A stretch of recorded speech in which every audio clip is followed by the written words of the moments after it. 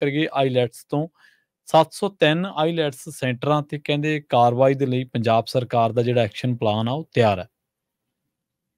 ਪ੍ਰਵੀਨ ਜੀ ਬਿਲਕੁਲ ਪਿਛਲੇ ਦਿਨੀ ਪੰਜਾਬ ਸਰਕਾਰ ਨੇ ਹਰਪਾਲ ਚੀਮਾ ਹੋਰਾਂ ਨੇ ਜੀ ਜਾਂ ਟੈਕਸ ਕਲੈਕਸ਼ਨ ਵਿਭਾਗ ਨੇ ਇਹ ਸੰਕੇਤ ਦਿੱਤੇ ਸੀ ਕਿ ਪੰਜਾਬ 'ਚ ਜਿਹੜੀ ਟੈਕਸ ਚੋਰੀ ਹੁੰਦੀ ਆ ਉਹਨੂੰ ਰੋਕਣ ਦੇ ਲਈ ਅਸੀਂ ਕੁਝ ਵਿਭਾਗੀਆਂ ਕਾਰਵਾਈਆਂ ਕਰਾਂਗੇ। ਸੋ ਜਿਹੜੇ ਅਦਾਰੇ ਟੈਕਸ ਚੋਰੀ ਕਰਦੇ ਨੇ ਜਾਂ ਪੂਰਾ ਟੈਕਸ ਅਦਾ ਨਹੀਂ ਕਰਦੇ ਉਹ ਰਡਾਰ ਤੇ ਸੀ ਸਰਕਾਰ ਦੀ। ਸੋ ਉਹਨਾਂ ਚੋਂ ਹੀ 703 ਦੇ ਕਰੀਬ ਆਈਲੈਟ ਸੈਂਟਰ ਨੇ ਜਿਹੜੇ ਮਤਲਬ ਪੰਜਾਬ ਸਰਕਾਰ ਦੇ ਖਾਸ ਕਰਕੇ ਵਿੱਤ ਵਿਭਾਗ ਦੀ ਨਜ਼ਰ 'ਚ ਨੇ ਕਿ ਇਹ ਇੱਕ ਤਾਂ ਟੈਕਸ ਪੂਰਾ ਅਦਾ ਨਹੀਂ ਕਰਦੇ, ਦੂਜੇ ਕਈ ਬਿਨਾਂ ਲਾਇਸੈਂਸ ਤੋਂ ਚੱਲਦੇ ਨੇ ਜੀ। ਸੋ ਜੇਕਰ ਗੱਲ ਕਰੀਏ ਤਾਂ ਪੰਜਾਬ ਦੇ ਵਿੱਚ ਹੁਣ ਹਰ ਗਲੀ ਮੁਹੱਲੇ 'ਚ ਤੁਹਾਨੂੰ ਆਈਲੈਟ ਸੈਂਟਰ ਮਿਲੂਗਾ ਤੇ ਉੱਥੇ ਮਤਲਬ ਕਿ ਉਹਨਾਂ ਦਾ ਵਰਤਾਰਾ, ਉਹਨਾਂ ਦਾ ਵਿਵਹਾਰ ਉਹ ਇੱਕ ਵੱਖਰਾ ਪਹਿਲੂ ਹੈ। ਪਰ ਉਹ ਜਿਸ ਤਰ੍ਹਾਂ ਦੀ ਦੁਕਾਨ ਹੈ ਉਸ ਦੁਕਾਨ ਦੀ ਆੜ 'ਚ ਜਿਹੜੀ ਮੋਟੀ ਫੀਸ ਲਈ ਜਾਂਦੀ ਹੈ ਪ੍ਰਤੀ ਬੱਚਾ, ਪਰ ਉਹਦੇ ਮੁਕਾਬਲੇ ਉਹਨਾਂ ਦੀ ਅਦਾਇਗੀ ਉਹ ਕਾਗਜ਼ਾਂ 'ਚ ਦਿਖਾਈ ਜਾਂਦੀ ਹੈ, ਨਹੀਂ ਦਿਖਾਈ ਜਾਂਦੀ, ਖਾਤਿਆਂ 'ਚ ਆਉਂਦੀ ਹੈ। ਕਿਉਂਕਿ ਜ਼ਿਆਦਾਤਰ ਪੇਂਡੂ ਬੱਚੇ ਜਦੋਂ ਮਤਲਬ ਕਿ ਇਸ ਖੇਤਰ 'ਚ ਆਉਂਦੇ ਨੇ, ਆਈਲੈਟਸ ਕਰਨ ਲਈ ਆਉਂਦੇ ਨੇ, ਤਾਂ ਉਹ ਜ਼ਿਆਦਾਤਰ ਨਗਦ ਅਦਾਇਗੀ ਕਰਦੇ ਨੇ। ਹਾਂਜੀ ਸੋ ਨਗਦ ਫੀਸ ਦਾ ਰਿਕਾਰਡ ਉਵੇਂ ਨਹੀਂ ਰੱਖਿਆ ਜਾਂਦਾ ਜਿਵੇਂ ਖਾਤੇ 'ਚ ਆਏ, ਜਿਹੜਾ ATM ਕਾਰਡ ਰਾਹੀਂ, ਡੈਬਿਟ ਕ੍ਰੈਡਿਟ ਕਾਰਡ ਰਾਹੀਂ ਜਾਂ ਚੈੱਕ ਡਰਾਫਟ ਰਾਹੀਂ ਹੈ ਨਾ, ਜਾਂ RTS NFT ਰਾਹੀਂ ਉਦਾਂ ਜਿਹੜੀ ਪੈਸੇ ਆਉਂਦੇ ਨੇ ਉਹ ਖਾਤੇ ਸ਼ੋਅ ਹੁੰਦੇ ਨੇ, ਉਹਦੀ ਫਿਰ ਵੀ ਕੋਈ ਹਿਸਾਬ ਕਿਤਾਬ ਆ ਜਾਂਦਾ ਕਿ ਭਾਈ ਇੰਨਾ ਪੈਸਾ ਆਇਆ।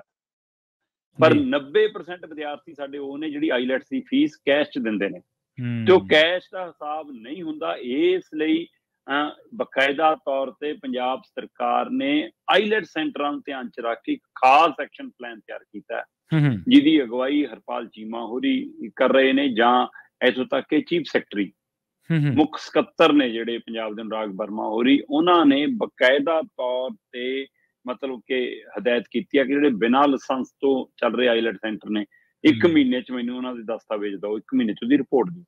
ਦੂਏ ਪਾਸੇ ਹਰਪਾਲ ਚੀਮਾ ਹੋਰਾਂ ਨੇ DC SSP ਨੂੰ ਕਹਿ ਦਿੱਤਾ ਕਿ ਬਿਨਾਂ ਲਾਇਸੈਂਸ ਤੋਂ ਚਲਾਉਣ ਲਈ ਐਕਸ਼ਨ ਤਿਆਰ ਰੱਖੋ, ਕੀ ਐਕਸ਼ਨ ਕਰਨਾ। ਤੇ ਇੱਧਰ ਜਿਹੜੇ ਟੈਕਸ ਚੋਰੀ ਕਰਦੇ ਨੇ, ਅੰਦਾਜ਼ਾ ਇਹ ਆ ਰਿਹਾ ਕਿ ਸਾਲਾਨਾ 50 ਲੱਖ ਤੋਂ ਲੈ ਕੇ 3 ਕਰੋੜ ਤੱਕ ਦੀ ਟੈਕਸ ਚੋਰੀ ਹੈ।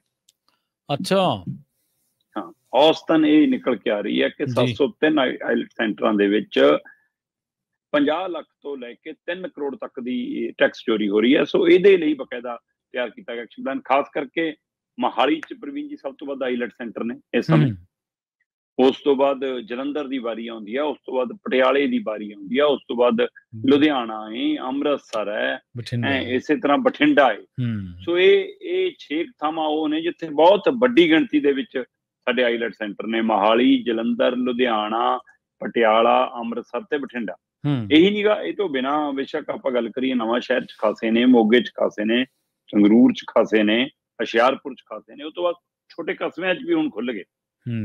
ਸੋ ਪਿੰਡਾਂ ਤੋਂ ਲਿਜਾਣ ਤੱਕ ਦੇ ਪ੍ਰਬੰਧ ਕਰ ਰਹੇ ਨੇ ਇਹ ਆਈਲੈਟ ਸੈਂਟਰ। ਸੋ ਇਹ ਸਾਰੇ ਦੇ ਉੱਤੇ ਪੰਜਾਬ ਸਰਕਾਰ ਇਸ ਗੱਲ ਤੋਂ ਕਿ ਪਿਛਲੇ ਕਈ ਸਾਲਾਂ ਤੋਂ ਕਈ ਆਈਲੈਟ ਸੈਂਟਰ ਤਾਂ ਅਜਿਹੇ ਨੇ ਜਿਨ੍ਹਾਂ ਨੇ 1 ਰੁਪਈਆ ਵੀ ਟੈਕਸ ਅਦਾ ਨਹੀਂ ਕੀਤਾ ਜੀ ਤੇ ਕਈ ਬਿਨਾਂ ਲਾਇਸੈਂਸ ਤੋਂ ਚੱਲਦੇ ਨੇ।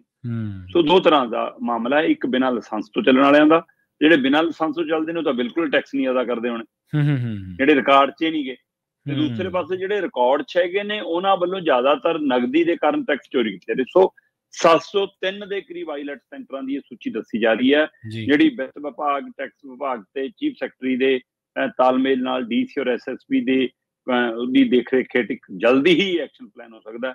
ਸੋ ਜਾਂ ਤਾਂ ਕੁਝ ਬਲੈਕਲਿਸਟ ਹੋਣਗੇ, ਕੁਝ ਬੰਦ ਹੋਣਗੇ, ਕੁਝ ਤੇ ਤਾਲੇ ਲੱਗਣਗੇ, ਜਾਂ ਫਿਰ ਹੁਣ ਇਸ 1 ਮਹੀਨੇ ਦਾ ਇਹ ਪੀਰੀਅਡ ਜਿਹੜੀ ਖਬਰਾਂ ਰਾਹੀਂ ਸਾਹਮਣੇ ਆ ਰਹੀ ਹੈ ਜਾਣਕਾਰੀ, ਇਹ ਸ਼ਾਇਦ ਇਸੇ ਲਈ ਹੈ ਕਿ ਭਾਈ ਜਾਂ ਤਾਂ ਬੰਦੇ ਬਣ ਕੇ ਆ ਜਾਓ, ਠੀਕ ਹੈ ਜੀ, ਹੈ ਨਾ, ਜਾਂ ਫਿਰ ਬਾਇਆ ਦਿੱਲੀ ਘੁੰਮ ਕੇ ਆ ਜਾਓ। ਸੋ ਜਿਹੜੇ ਤਾਂ ਜਿਨ੍ਹਾਂ ਨੇ ਤਾਂ ਬੰਦੇ ਬਣਨਾ ਹੈ, ਜਿਹਨਾਂ ਤਾਂ ਲੱਖਾਂ 'ਚ ਖੇਡ ਹੋਊਗੀ ਮਾੜੀ ਮੋਟੀ, ਹੈ ਨਾ, ਉਹ ਤਾਂ ਟੈਕਸ ਅਦਾ ਕਰ ਦੇਣਗੇ ਜੀ।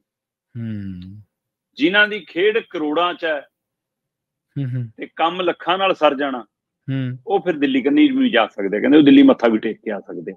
ਸੋ ਇਸ ਲਈ ਇਹ ਚਰਚਾਵਾਂ ਪੰਜਾਬ 'ਚ ਖੂਬ ਨੇ ਕਿ 703 ਆਈਲੈਟ ਸੈਂਟਰਾਂ ਦੇ ਉੱਤੇ ਜਿਹੜੀ ਟੈਕਸ ਚੋਰੀ ਕਰਨ ਦੇ ਮਾਮਲੇ 'ਚ ਐਕਸ਼ਨ ਹੋਣਾ ਹੈ। ਕੀ ਉਹ ਐਕਸ਼ਨ ਪਾਰਟੀ ਲੀਡਰ ਉਹਦੀ ਜੇਬ ਭਰਨ ਲਈ ਹੋਊਗਾ ਕਿ ਪੰਜਾਬ ਦਾ ਖਜ਼ਾਨਾ ਭਰੂਗਾ, ਦੇਖਣ ਲਈ। ਜੀ